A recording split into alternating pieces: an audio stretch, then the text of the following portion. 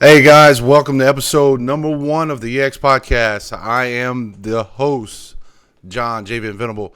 Today we have a special guest. We have our CWL player, Jacob, and he is a COD player from the Australian New Zealand region. First, I'm going to just introduce myself. I am the owner, John, of Excellence Gaming LLC. I've been in competitive esports for I don't even know how long anymore. It's been just forever, I swear. I created Excellence in May of 2014. Currently, we have COD and Rainbow Six professional teams. We've competed in Halo, COD, League of Legends. We've competed in so much, guys, so much. We've won actually two major championships, one in Halo and one in Rainbow Six from the season 1 of Rainbow Six Pro League. So we're getting to where I want to be. It just takes time, it just takes a lot of time. Jacob, take it away, brother. Hey, Jacob from New Zealand, play for the ANZ region, obviously Call of Duty team for Excellence. Been competing for maybe about a year now. Been playing since I was 8, watching my brother play back in CG on the old, pretty much equivalent to game battles for Australia. The season hasn't been great, obviously. I've learnt a lot, obviously being a first time at this top level. It's been so helpful having a great org and great man behind us, obviously John, always supporting us when we needed something. And I think that's made it a lot easier to transition to this top level. Good, yeah. I've always wanted to just take care of my players. Anybody that's ever played for me will tell you, I try to take care of my players as best as possible.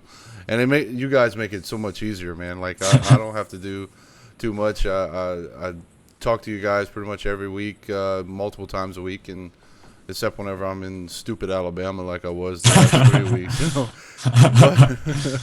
But yeah, man, it's a pleasure having a team like you guys. Records don't mean anything in my book. I've told you guys pretty much every single match. Doesn't matter if you win or lose, as long as you're learning from the match. We're good to go. That's all I ask for. All right, taking it on.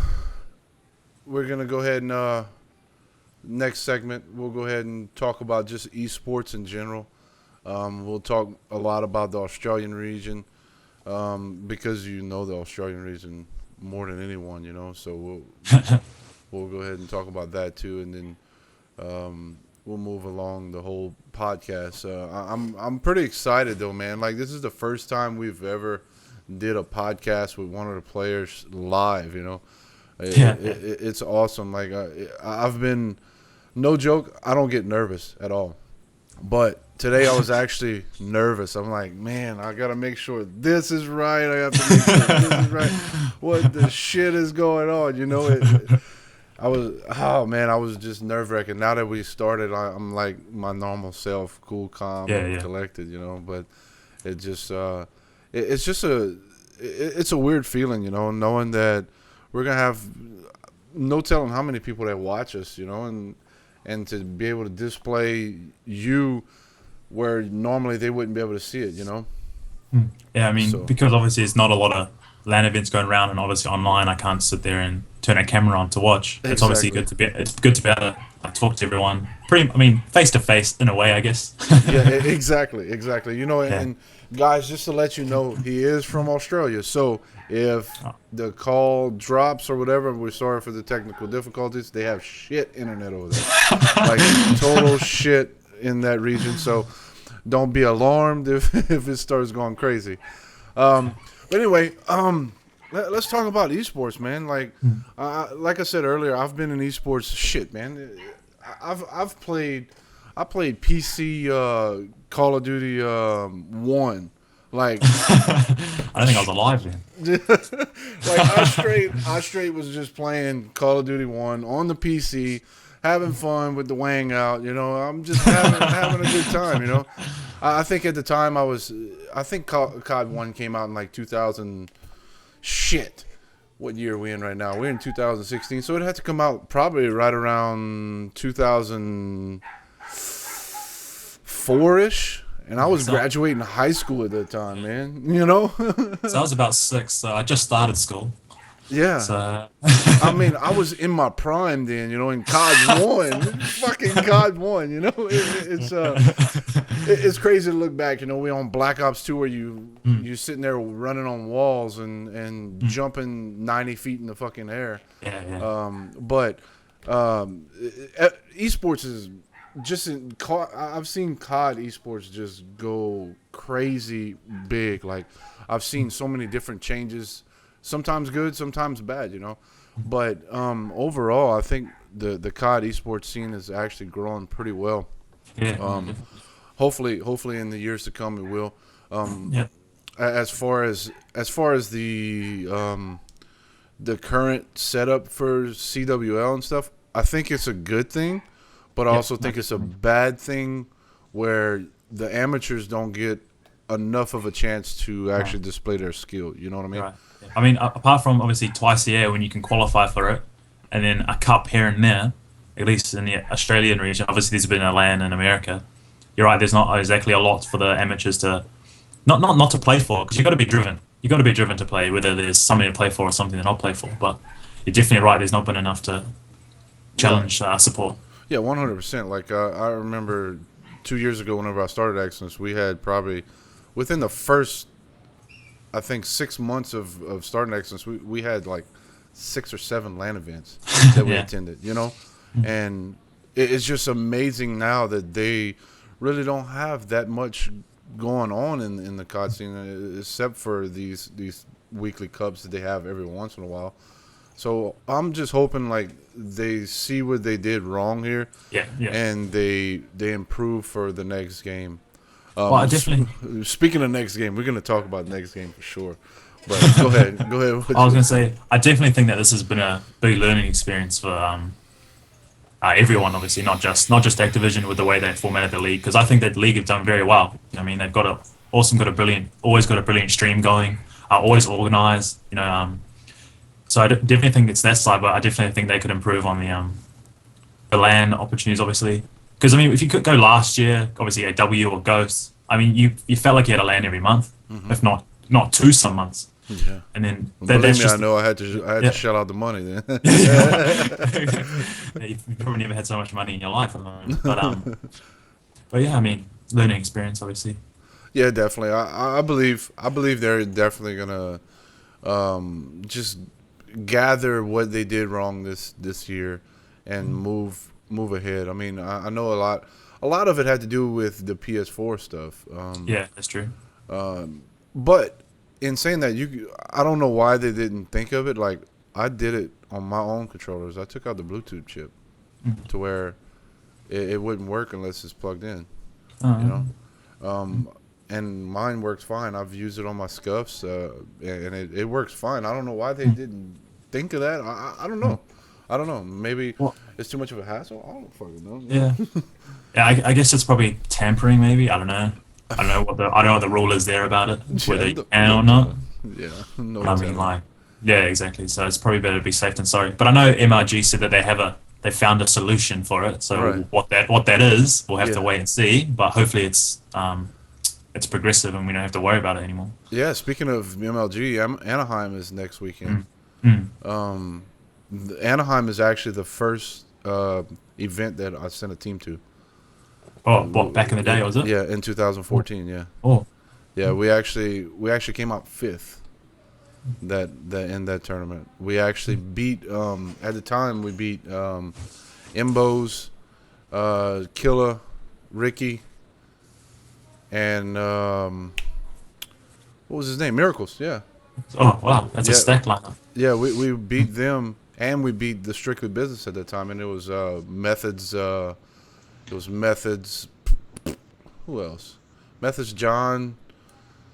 And that squad, the squad that was actually in the league, because that was the first game that they actually had leagues, you know. Yeah, yeah, that would have been Ghost, for the Yeah, first pro league. yeah, Yeah. it was Ghost, and Mm. we beat both of them, which we got put out by Justice at the time, and um, it was just crazy because Optic Nation went on to win that tournament, you know, Yeah. and we don't one that put them in the losers bracket. So it was definitely a good event for us because we had Snipe Down, Diabolic, Facinto. No, not Facinto in that one. It was Was it Happy Lamar. or was it? No, it was Lamar. Uh, oh yeah. What's his gamer tag? Shit.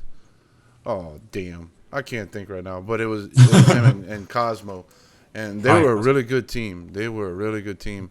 After that event, we actually got rid of Lamar and brought in Facinto. After that, and they played for me for a good 6 months, and then Eric retired and went back to Halo. Yeah. And then that's whenever we won our first championship with Halo with Eric on the team. So yeah, and I know you know Snipe Down. Oh Everybody yeah. knows Snipe Yeah. Down. Yeah. Yeah. He's definitely reached over here. That's for sure. Yeah, Snipe Down's a freaking animal.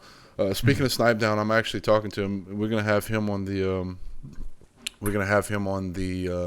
podcast here soon. I'm just waiting on his response of when he can actually do it. So that'll be pretty cool.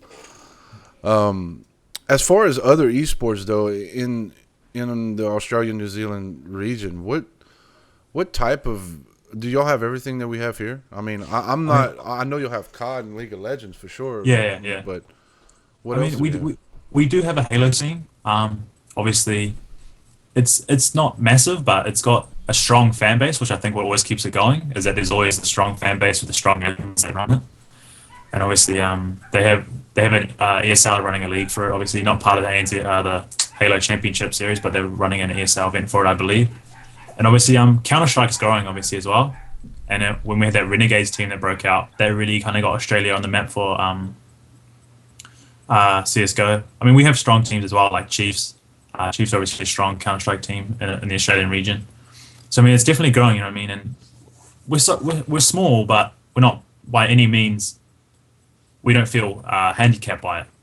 I mean, sometimes it can struggle to get the top teams can be quite a bit away from the next kind of the second tier teams, and that sometimes makes it hard for them to scrim the best all the time. Obviously, because if that other best team's not on, they're going to struggle to find another good team to scrim. Right. But it means that we're not watched a lot. It means that everything we do, more or less, well, especially before the CWR was hidden, it always has been. Mm-hmm. And so obviously now that that's changed a lot, people watch us a lot more. I mean, anyone from America and EU, for example, COD can go watch our VODs now and look what we're going to be doing. Yeah. I mean, I remember when we played COD Champs, we came in with such a strong S&D region, especially Ghost and AW as well. And it's because no one knew what we could do. And we came in, we upset, we just played better, and that's what happens. And I think I can honestly say, I mean, watching the COD Champs from the last 2 years, that was definitely the case. Like, a lot of people didn't know what Australian region could do. They were like, all right, so they have some professional teams, but are they good? You know, and then they come in and they completely just wreck shop, beating some really good teams and taking maps off of some really good teams. And I was like, I mean, I was sitting upstairs. I have a big screen. It's a 107-inch freaking whatchamacallit, projector. Yeah, projector. And I'm sitting there watching COD Champs. I'm watching, I think it was the T1 Daughters and Ghosts. I'm like, what in the shit? Who is this team? You know, who is? I just didn't understand how they could go so unnoticed in that region. You know, like they and now that we have the CWL and we actually have a pro league there, it's people can now see the talent like yourself. You know. Well, I mean, them obviously along with Mindfreak, they did a lot for the scene. Obviously, their teams, what they did overseas, and you obviously can't thank them enough for that. Right. And now, whether they'll lose that surprise factor, obviously the fact that they play under Mindfreak and the fact they play under T1 Daughters, every team knows who they are now. So no one, whether they are watched or not, people are going to know this is going to be a good team. Right. They know there's no way about it now. They've proved that. So now that they can actually watch the VODs, it's going to be obviously people are going to be studying it because they don't want to be upset again. Right. Yeah. It's the same thing whenever Optic went to the Crown. When was it? Like 2 months ago, I believe now. Yeah. Optic knew. I even watched some of Hex's videos. I've watched some of just the team in general, and they're like, you know, we're going to Australia. Yeah, we expect to win, but we have some really good competition over there. You know, people are actually, even the best team in Call of Duty right now, in my opinion, they're like, okay, yeah, we gotta make sure that we show up because Yeah. they're gonna jump on us. You know, they're gonna play What us. I definitely think if they had a crown event before Ghosts, Optic would have came over here for a holiday. That's how they would looked at it. They would, oh, we'll play a bit of COD, we'll probably just win, Mm-hmm. and then we get to be in Australia for a week. And now they know they can't do that. They kind of Exactly. come. They got to come over here prepared, and I think that's a real testament to how much better we've gotten. Right. It's just amazing to watch over the past 2 years for sure. Just the growth, man, and even watching the stream this morning, you know. Yeah, of course, you have all the trolls and everything that go in the streams, but you can definitely see just the enthusiasm in the chat whenever you had a good 2 or 3 pieces this morning and the chat just lit up. You know, it's freaking awesome to see. It really is. I mean, I wasn't impressed by it. I was like, man, I taught him everything he knows. What the fuck is going on? You know? Yeah. But it is what it is. But you were saying about Counter Strike and stuff. I mean, the Counter Strike teams can probably actually hold their own. I'm sure. Oh, I absolutely. mean, I wouldn't put them on the same level as some of these European powerhouses, but I'd Yeah. say as far as here in North America, I'm pretty sure that they would probably easily play with some of these North American teams, you know, that are considered top in North America. Yeah. And it's actually one thing that I actually thought about was picking up a Counter Strike team in the region. I just don't know who to talk to. You know what I mean? Exactly. Yeah. It's difficult. I got put on to you guys from Orbit that actually contacted me and said, "Hey, we know how you are. This team is good. Give them a chance. Pick them up." You know what I mean? So that's pretty much what I did. Yeah. If I didn't know the people at Orbit, I still wouldn't be in the Australian region. But just luckily, I have good friends that know that I'm a dickhead and I'm an asshole and I treat my players right. You know, I won't screw over anybody. But hopefully soon, one of these days, I can expand there. You know, and actually go visit. It's one of the I was telling you this morning in our call. It's one of the only regions that I really haven't even visited. I've visited so many damn countries for work Yeah. that I got a Steam message, but I visited so many places for work that it is crazy if you would think about it. If I would actually put a map on the wall and start putting little tacks and stuff, dude, it would be full of shit all over the wall. Like I've been to so many places, but Australia is one of them that I haven't been, and it's one of them. If I do get more teams in the region, I'm definitely gonna get a flight over there and go and have like a weekend of putting everybody in a hotel or something, and we all just go and have a good weekend, have a good fun time, you know. It's funny But because you work for an Australian company. It's the only place you haven't been. yeah, yes, that's crazy because I was actually working for an Australian company the past 3 weeks. They're called Austal, and they build military ships for the U.S., which is freaking nuts, huh? I mean, you got an Australian company building U.S. military ships. So it's pretty funny. I was just thinking about that whenever I was in the hotel the other day, and I was like, it's crazy how much the U.S. outsources. Nothing against Australia by no means, but why the hell we outsource so damn much, you know? But yeah, definitely we will go together, and we're definitely gonna have a few beers. What's the age limit over there for Uh, drinking? I know it's 18 in New Zealand, and I think it's 18 in Australia. I Really? think. I'm not 100% sure, but I believe so. Y'all lucky Yeah. asses. I mean, it's crazy. Here in the U.S., we have to wait until we're 21. I mean, we Yeah. can go and serve our country, but we can't drink a goddamn beer. Like, really? How much sense does that make? You know, how much sense does that make? Um, but um, but yeah, I mean, what are some notable teams in Australia that people know? You know, as far as CS:GO or League of Legends, that people actually say, Uh, man, these are some powerhouses. I definitely think obviously you'd have Chiefs up there. Hmm. Who else? You have I'd say Immunity. They've had a good Halo team. They've had decent COD teams in the past, like right now, obviously, and they just got fourth in the CWR.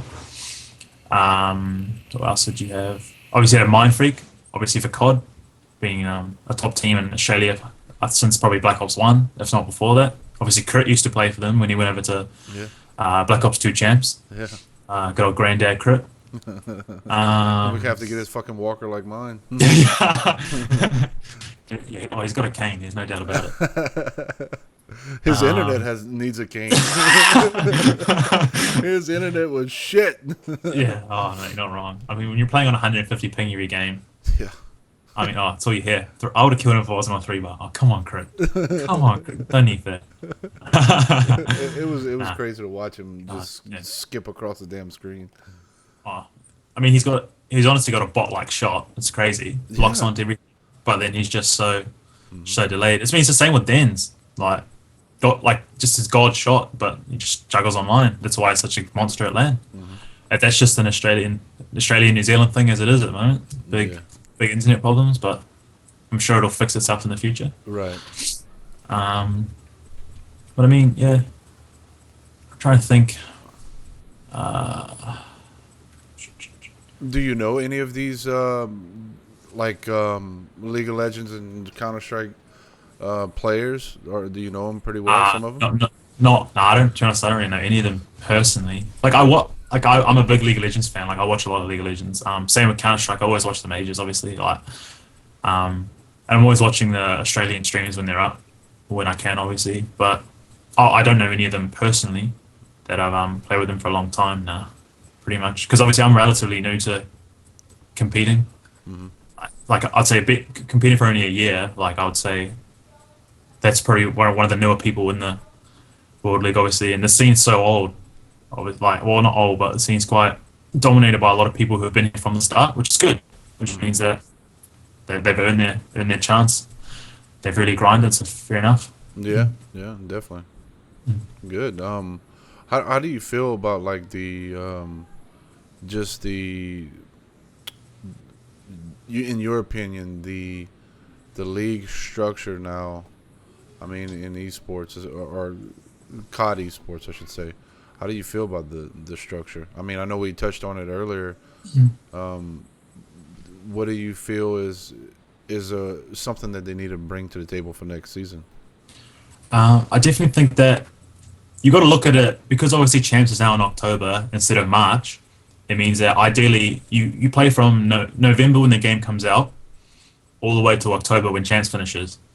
And then, so obviously once that happens, so you got about a 10, 11 month period there where you've got to fit your entire, what you want to do for the year. So there's 2 stages, obviously fill out quite a lot of the year. But I definitely think there's obviously room for more lands, obviously more cups, obviously. I like it how it is. I like that there's two stages. Obviously, you qualify for the first stage. Obviously, there's a lane qualifier, then an online qualifier, and then there's a relegation for season 2. I think that's a great idea. Obviously, it gives people in the challenge division still something to play for the season 2, and obviously you earn your spot. I think that's the best way.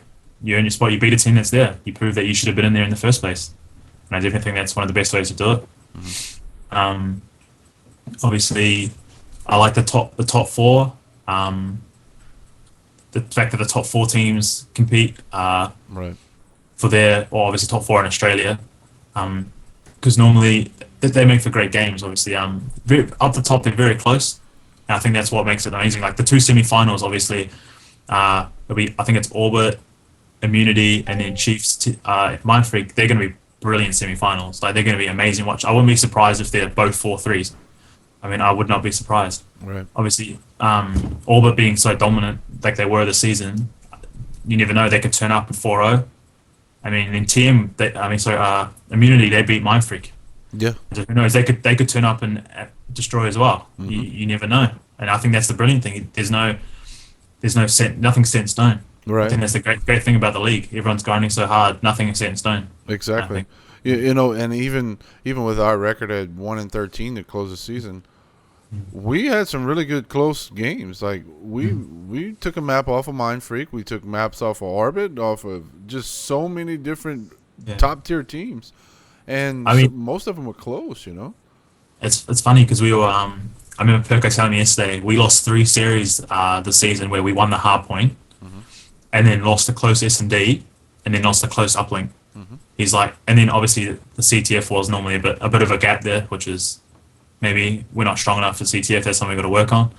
But we've been with like 3-0 after we win the hard point 3 times this season. Yeah. And I think that's something you got to play a whole series. You can't turn up first map and then drop off. Yeah. And it goes for anyone, obviously, but yeah, of course. That's probably a big, Of course. Yeah, definitely.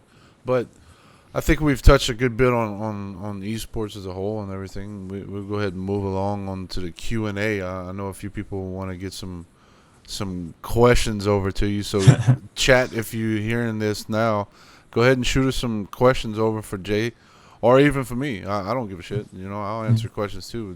The biggest spotlight though I want is on Jay. So give him some hard questions, and if you don't have any questions for him, I definitely have a few that I typed up for him too.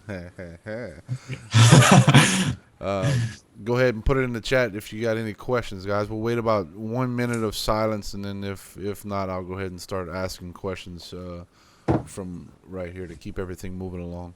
We water buddies, man. We both picked up our water, man. we're just on that level. Yeah, we got that vibe going on, man. Oh, I feel it. All right, chat. Come on, give us some questions. You got a few of y'all in here. Come on, give us some questions here. Oh goodness, yeah, man. While we're waiting on the questions, just watching the games. Since Flares came in, you can tell the impact that he's had just from internet, you know. I mean, Mert's an amazing player. There's no doubt about hell it. Yeah, he's definitely a good player. Oh yeah, well, it brings a lot of knowledge as well. Obviously, cryptid as well because he's been around for so long. But you know, Matt Spring, fantastic. He's an aggressive sub. He knows what to do all the time. It makes it easier for like someone like my staff. I mean, I get called a statue all the time because I just sit on my power positions. And I mean, yeah, I let them run around and do their thing. Yeah. All right, we got a few questions for you. All right, this is from Media Brute. He's actually our director of design. He says, from an American perspective, what would we consider the weirdest things you guys eat over there? Eat. I don't know. I mean, I guess kangaroo be around there. Oh shit. Yeah, I've definitely had some kanga bangers before. Some kanga bangers? What the shit is that? Kangaroo sausages, man. What? Yeah. I had those when I went to Australia. Obviously, I live in New Zealand, but when I went to Australia, I had those. In New Zealand. I don't know if it's weird because I remember talking to someone. I had baked beans. Do you know what baked beans are? Yeah. Do you guys have that over there? Oh, you guys do? Yeah, because I talked to someone in America. They'd never heard of them, so I wasn't sure whether baked beans. They're crazy. Yeah. That's what I thought as well. But so I talked to someone the other day. What else? I still can't get over that name though. Kangaroos. What the shit? I know. Oh, they're not common, but they're around. Right. That's freaking awesome. Some kangaroos. Weird. It's hard to think because obviously I think everything's normal. So.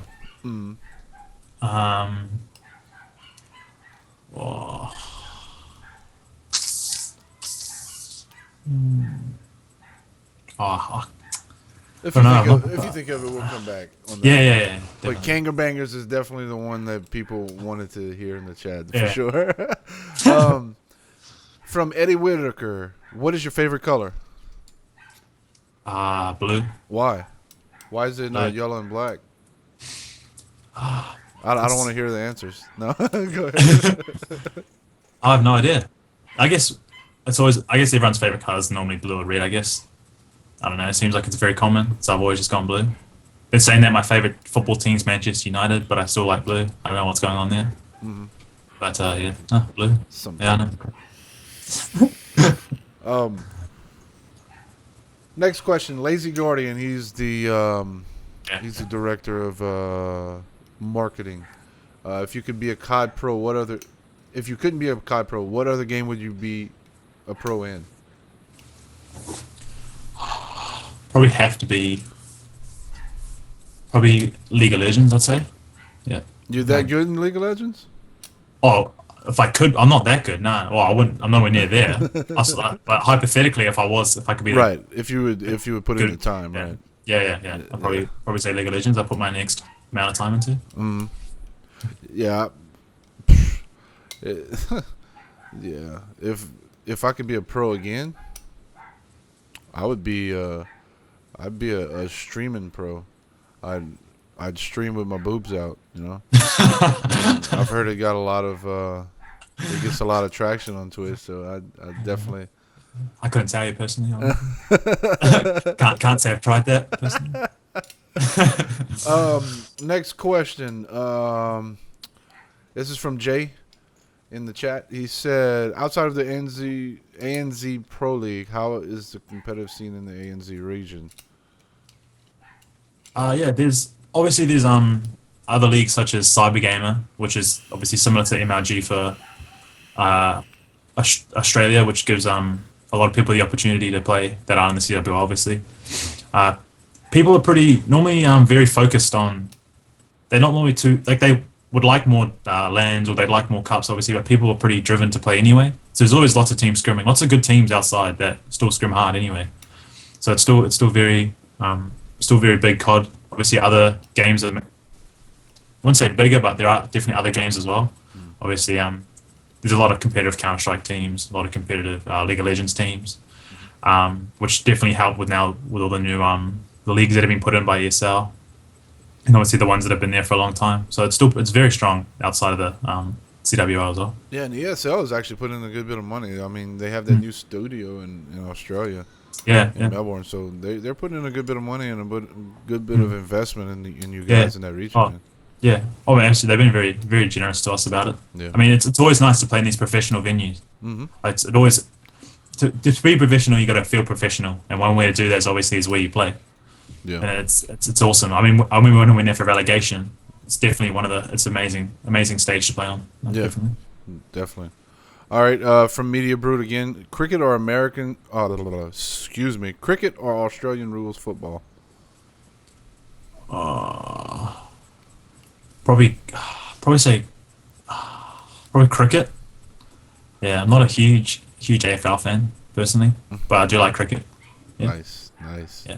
All right, this question is for both of us. It's from Lazy Guardian. How is it working with an owner on the other side of the world? Did you want me to go first? Be honest. Don't hold back. I think it works quite well. Obviously, if John didn't put as much time in or as committed to it as he was, it could be definitely awful. Like it could be we never ever talk to each other. All the messages are 24 hours later kind of thing. But because John's always watching our matches when we need to, obviously we have calls after. He's always talking to us, always communicating what's going on. It's been a pleasure, really. Couldn't fault it at all. It's been good. Been very good. Very professional, which is good. You would call me professional? Wow. Let's go. Yeah. All right, to answer that question on my part, being an owner of a team in another country, especially as far as it's difficult, but in that it's all about prioritizing your time. I mean, most of their league matches are right around damn dogs. They don't quit, I swear.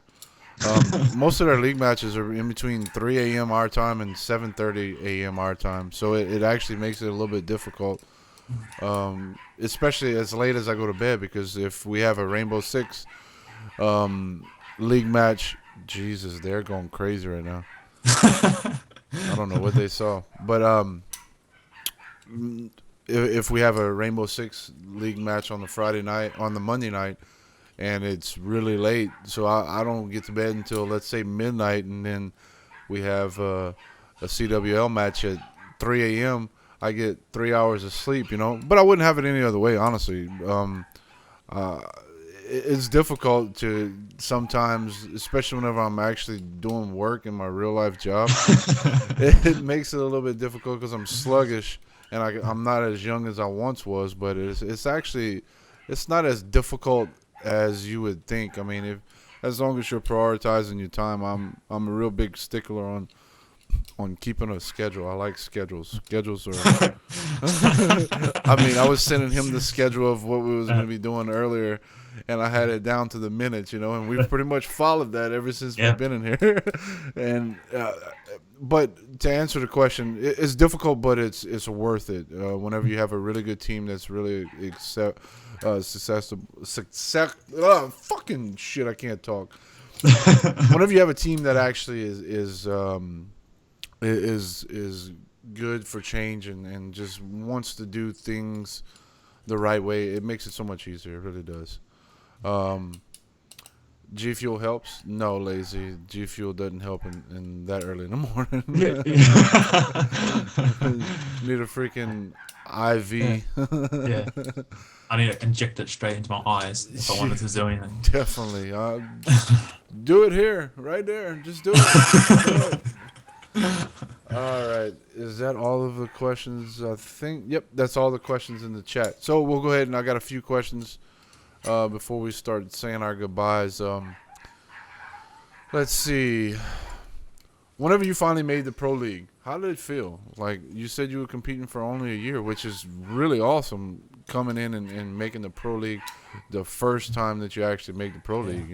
I mean, the first time. It has to be freaking awesome, honestly. Well, I turned 18 in January, so I actually couldn't compete in the first one. So literally the first one I pretty much watched. I learned a lot, obviously.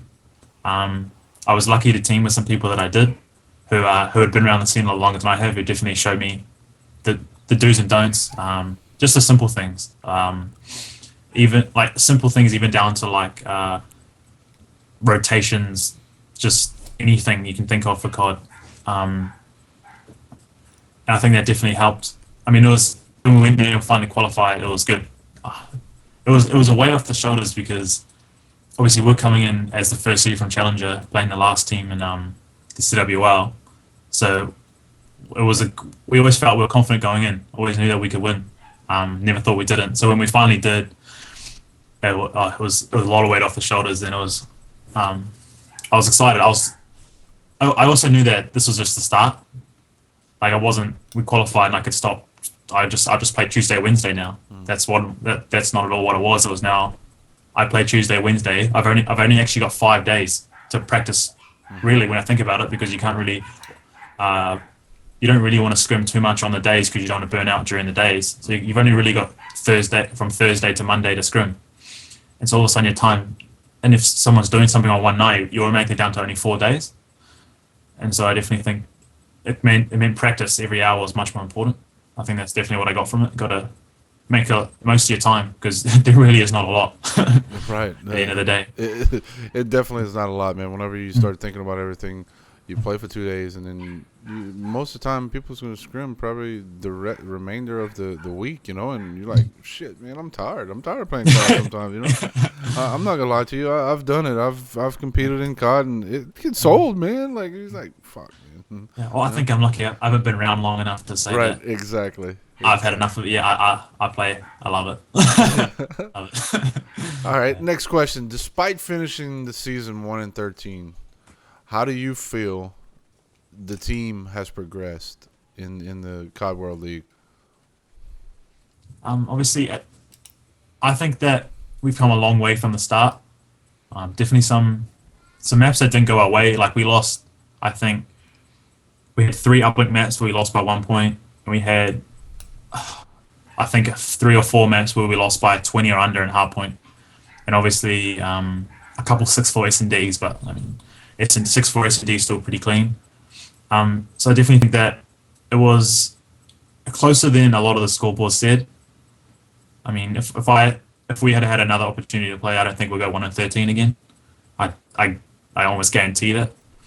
I mean, making late roster changes, obviously, so the last I think 5 games we played was with the Flares. And I think if we watch the VOD of the first game we played with Flares, and then the game we played against TM last night, it'd probably be a world of difference. That's pretty obvious. I mean, I don't think we didn't host a single map in the CWL this season. I don't think. And then, so that, I mean, host is a big advantage. Anyone, anywhere will tell you, unfortunately, hosting online is a big advantage. I don't think we lost many games because of it. But I mean, it would have been nice to have it every now and then. Oh, like, yeah. I wouldn't say we lost a single map because of it, but To break it, just to break up just to break it up, you know. yeah, exactly. Yeah. Because whenever you don't have hosts, even the host just being to that one team, you don't have any kind of break in between to switch hosts, and that gives you a little bit of time to actually clear your head too, you know. Yeah. So yeah, I understand that. Mhm. Which team do you think is going to win the playoffs in the ANZ region, and why? So I definitely think it's near impossible to go past Mindfree.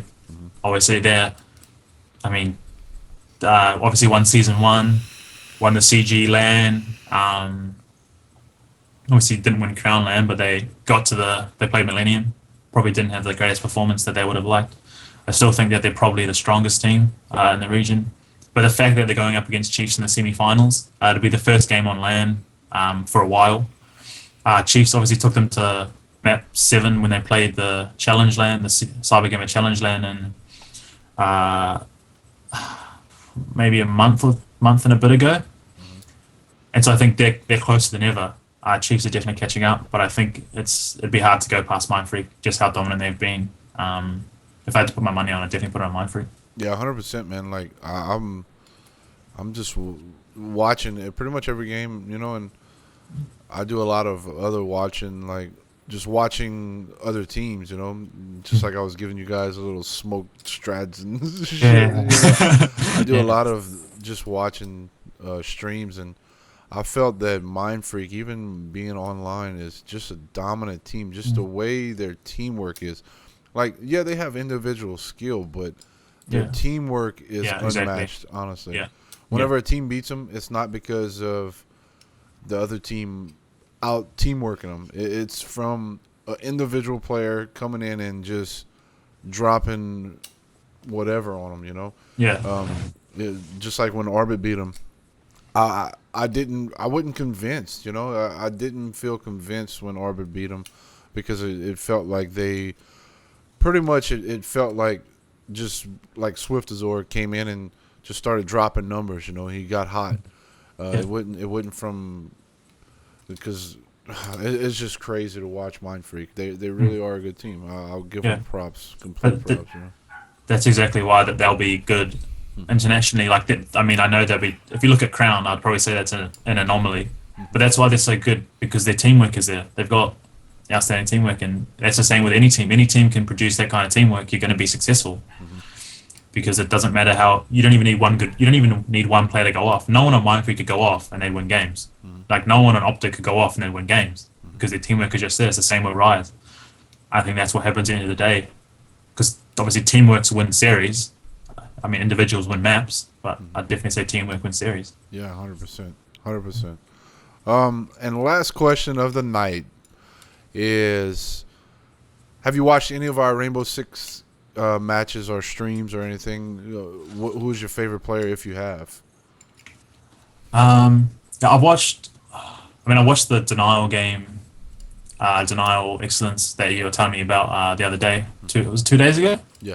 So I watched some of that, and that obviously it being Denial, which was your old team against your new team, always a bit of rivalry there. I'm sure you'd have been very interested in the match. Oh, I was very interested. Yeah, and I mean, it didn't disappoint. I thought it was a very good match. I wouldn't be able to play Rainbow Six if I tried. I got no idea what's going on. But what I watched was very entertaining, actually, very entertaining. For the first time I watched it, I didn't understand it a lot. But the first thing I noticed was the teamwork. Actually, the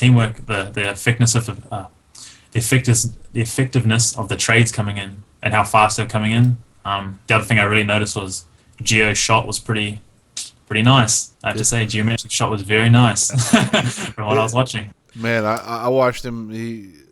He just completely just strafed out and headshot this dude. Like I'm like, what the Yeah, fuck is that? yeah, You know, where yeah. did that come from? Like That's Jesus, I have to say, the Rainbow Six guys, they're really good, and we talked about it earlier. Yeah, it's yeah, the Nile was my old roster that won season one, and yeah, I really watched that game. And in saying that, being the first game of the season coming up against the previous season champions, it's a difficult task. And whenever you're gonna come in and actually tie the series and pretty convincingly, I pulled out a win. It's a win yeah. in my book. That game Um, too was very one sided. I'd say at the end of the day. yeah, definitely. But in saying that, guys, we're gonna go ahead and start wrapping everything up. Um, the we're gonna start doing this on a regular basis. Of course, Jacob won't be able to make it every single week. We'll definitely have him back again. I had a lot of fun bullshitting with him and just having a lot of fun talking to everyone in the chat and everything. It's definitely a good experience. I think we're gonna go ahead and do this every week, same time every week. Just have fun with it. And just for everybody in the chat, what's your Twitter? Let everybody know your Twitter. So at JayTex_EX. Good. Yeah. We'll definitely put it in the description whenever we upload this video to YouTube, because it's definitely going to be going to YouTube, and we'll probably get a little bit more people just commenting and everything on the video. And if you, of course, if you want to follow me, I'm JVin_EX. But pretty much that'll do it, guys, for the night. We really appreciate y'all coming out and watching our very first episode of the EX podcast. It will get better. It will be where you don't hear dogs in the background. Freaking little crazy fools, man. But yeah, guys, we really do appreciate you being here, and we'll see you guys next week. If you have any questions, you can always check out our website, exgamingllc.com, or you can check out our main Twitter, which is at exgamingllc. And until next week, guys, peace. See ya.